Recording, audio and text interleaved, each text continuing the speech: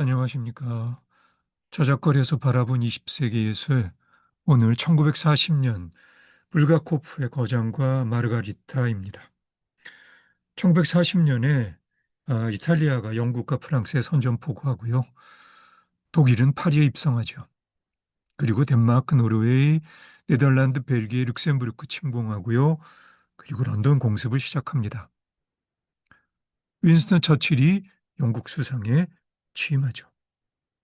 이런 와중에 프랑스 라스코 동굴에서 벽화가 발견되고요. 1940년 소련 작가 불가코프는 소설 거장과 마르가리타를 탈고합니다. 니콜라이 고골처럼 우크라이나 출신으로 우크라이나 분리주의자는 아니었던 불가코프는 소비에트 연방에도 적응이 어려웠던 작가입니다. 다행히 스탈린의 호의를 얻어서 전방위적 숙청에서 살아남긴 했으나 볼셰비키 권력의 무능과 타락을 비판하고 풍자하는 그의 작품들은 발표할 수 있는 기회를 얻기가 어려웠죠. 그러던 그가 이미 발표가 불가능을 알면서도 1928년부터 40년까지 장장 12년에 걸쳐 작업한 소설을 세상에 떠나기 직전 완성합니다. 퇴고할 시간이 없어 작품 이것저것의 일부 상충하는 부분들이 있는 소설이죠. 거장과 마르가리타는 1967년 프랑스와 독일에서 완전판이 출간되고요. 소비에트 연방에서는 1973년에야 검열 없는 판본이 출판 가능해집니다. 한마디로 거장과 마르가리타는 스탈린 시대 소비에트 연방의 정치적 상황을 적나라하게 드러내는 작품입니다. 일반적인 의미의 사실주의적 반영은 아니고요. 모스크바 한복판의 악마와 흑마술을 등장시켜 독자에게 현실과는 동떨어진 환상의 세계를 보여줌으로써 그리고 시대적 공간적으로 지금 이곳과는 동떨어진 예수님과 예루살렘의 로마 총독 빌라도를 등장시킴으로써 그리고 대가급 소설가와 그의 연인 마르가리타 사이에 현실에서 찾아보기 힘든 지고지순한 연애물의 사랑 이야기를 전개시킴으로써 불가포코프는 1922년 소비에트 연방의 탄생 이래 1933년 엄청난 권력을 손아귀에 쥔 내무인민위원부를 정점으로 한 통제사회의 실상을 가차없이 폭로합니다. 20세기 초엽 러시아 연출가 박탄코프가 그로테스크한 표현주의적 연출 기법과 함께 환상적 리얼리즘이라 부른 경향과도 맥이 닿을 듯 싶고요. 만일 출판되었다면 볼셰비키 공산당의 강령으로 채택되고 지다노프가 주도하던 오로지 당에 충성하는 영웅만을 기리는 사회주의 리얼리즘에 편협한 시각으로 볼 때 당연히 숙청되어야 할 대상 1순위였을 것입니다. 조금 다른 맥락이긴 하지만 나로서는 거장과 마르가리타를 제대로 접했을 때 무엇보다도 영국의 시인 밀턴이 1667년에 출판한 신라곤이 떠올랐습니다. 1660년 왕정복고의 한복판에서 크로메를 지지했던 밀턴의 책들이 불태워지고 실명하지 않았더라면 생명의 위협까지 느꼈던 밀턴이 구술하는 방식으로 쓴 신라곤은 신의 반기를 든 나름대로 매력적인 악마와 인간의 타락 그리고 예수 그리스도의 희생과 용서에 대한 이야기죠. 거장과 마르가리타에는 대가급 소설가가 집필 중에 난관에 부딪혔던 예수님과 빌라도의 이야기가 나옵니다. 1930년대 마르크스의 유물론에 기반을 둔 공산주의 사회에서 신이라든지 예수님과 같은 성자들의 이야기는 절대적으로 금기시되는 주제였죠. 따라서 이런저런 이유로 대가급 소설가 자신이 쓰고 있던 원고를 난로에 넣어 태워버리는데 인터넷에 그 부분과 관련된 문장들이 올라 있어 여기에 인용합니다. 인용된 문장들 안에 등장하는 볼란드는 악마의 이름입니다. 뭐라고요? 누구에 대해서 글을 썼다고요? 볼란드가 웃던 것을 멈추고는 말했다.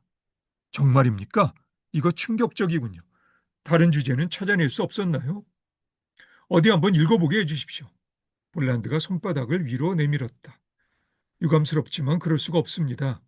난로에 태워버렸거든요. 거장이 대답했다.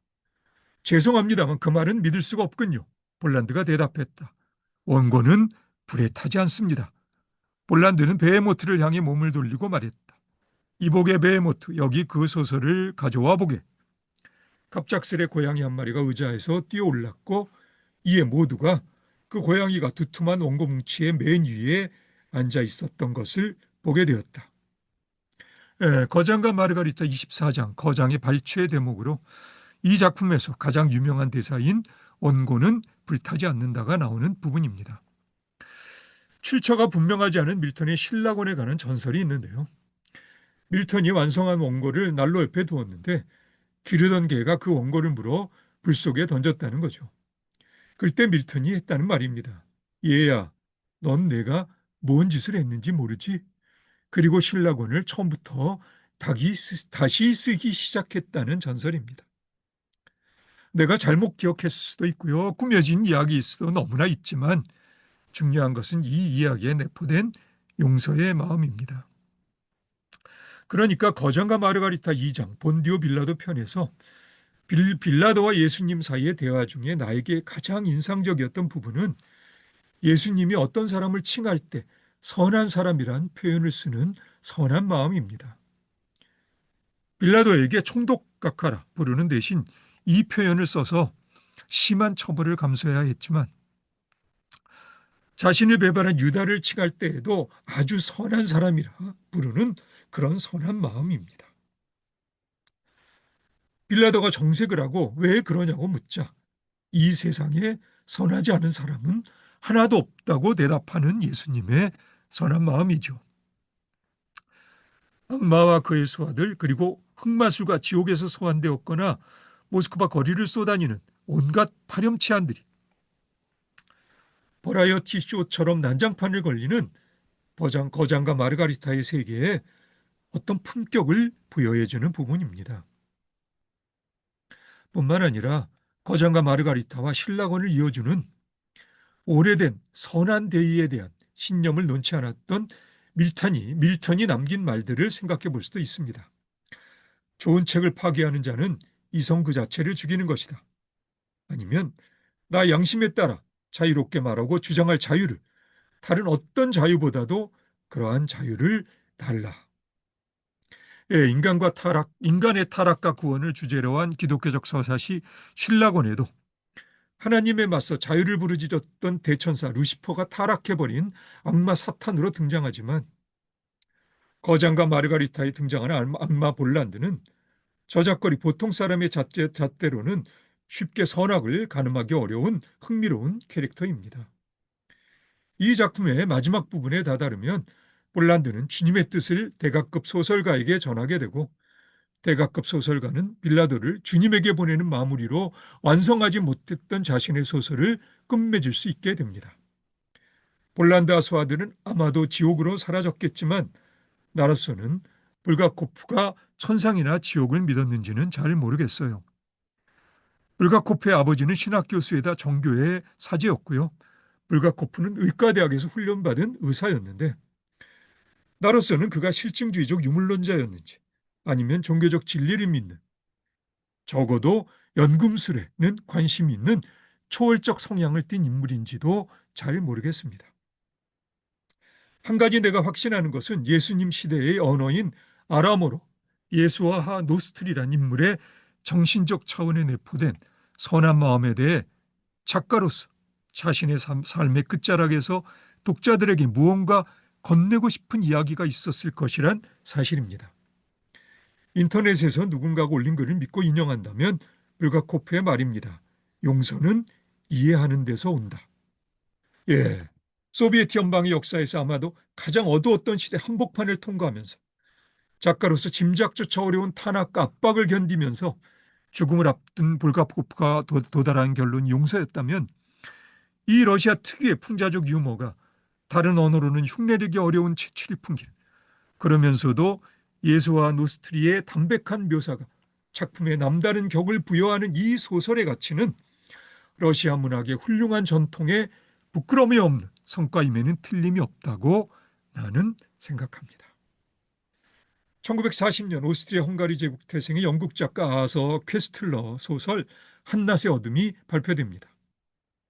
실제로 나라 이름들과 독재자 이름들은 소설 속에 나오지 않는데 1938년에서 1940년 사이 무자비한 숙청의 칼날을 휘두른 스탈린의 소련을 무대로 한 정치 소설입니다.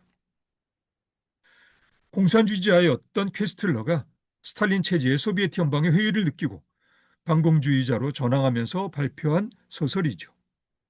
이제 제2차 세계대전의 도입부에서 세계는 또 다른 이데올로기 전쟁을 준비하기 시작합니다.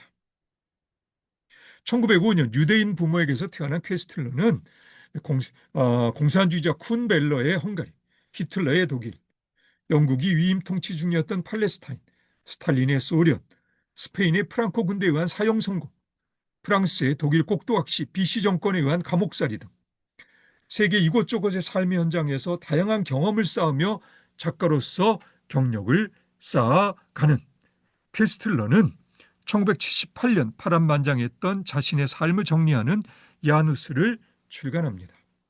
퀘스틀러의 말입니다. 인간은 섬이 아니라 혼론이다.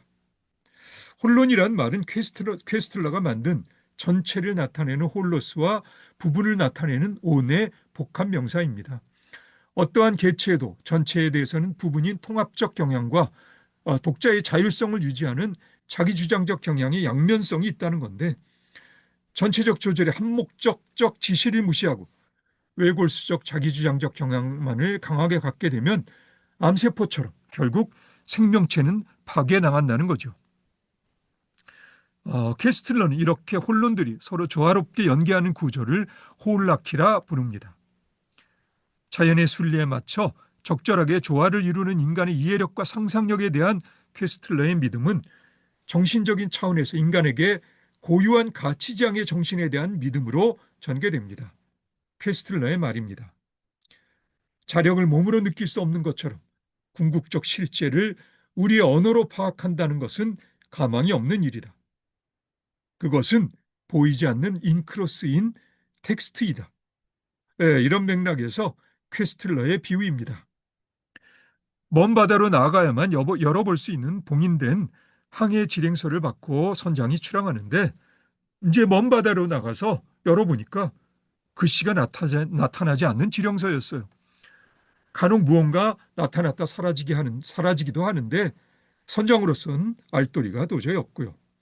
어쨌든 주머니 속에 지령서가 들어있다는 의식은 그것을 해독할 수 없었음에도 그 선장을 유람선이나 해적선의 선장과는 다르게 생각하고 행동하게끔 만들었다는 가치지향의 정신에 대한 믿음의 아주 효과적인 비유라고 나는 생각합니다.